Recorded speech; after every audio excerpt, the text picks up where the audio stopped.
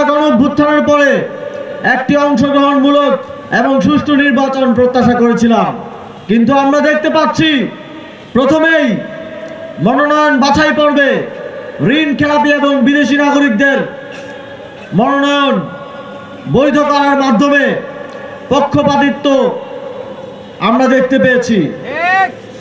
আমরা দেখেছি জাতীয়তাবাদের কথা বলে সবার আগে বাংলাদেশের কথা বলে বিদেশি নাগরিকদের মনোনয়ন দেয়া।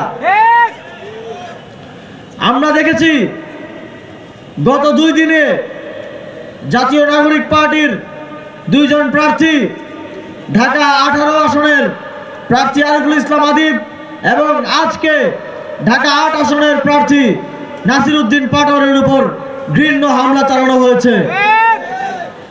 ঢাকা 8 আসনে ছাত্রদলের সন্ত্রাসীরা নির্বাচনী কার্যক্রম চলাকালে 11 দলীয় জোটের প্রার্থী নাসির উদ্দিন পাটোয়ারি এবং উপস্থিত 11 দলীয় জোটের নেতাকর্মীদের উপরে নির্মম হামলা চালিয়ে তাদেরকে আহত করেছে।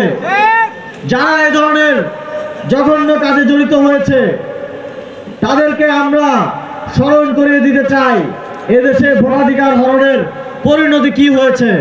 এদেশে এর আগে যারা ভোটাধিকার হরণ করেছিল, যারা কেন্দ্র দখল করে প্রার্থীদের উপর হামলা করে প্রার্থীদেরকে মামলা দিয়ে নির্বাচনে অংশগ্রহণ থেকে বিরত রেখে মানুষের ভোটাধিকার হরণ করেছিল, তাদেরকে কিন্তু দিল্লিতে পালিয়ে যেতে হয়েছে।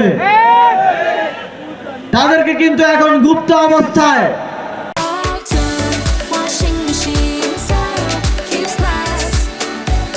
বিভিন্ন দেশে লুকিয়ে থাকতে হচ্ছে। আপনারা যদি তাদের পরিণতি বরণ করতে না চান তাহলে অবশ্যই সুষ্ঠু নির্বাচনের পরিবেশ নিশ্চিত করতে হবে।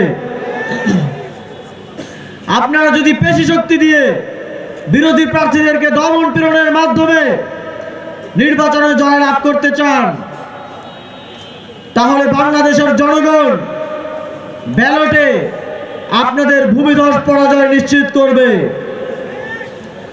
বাংলাদেশের জনগণ সন্ত্রাসীদের, হামলাকারীদের, চাঁদাবাজদের, ব্যাংক লুটেরাদেরকে তাদের ম্যান্ডেট দেবে না।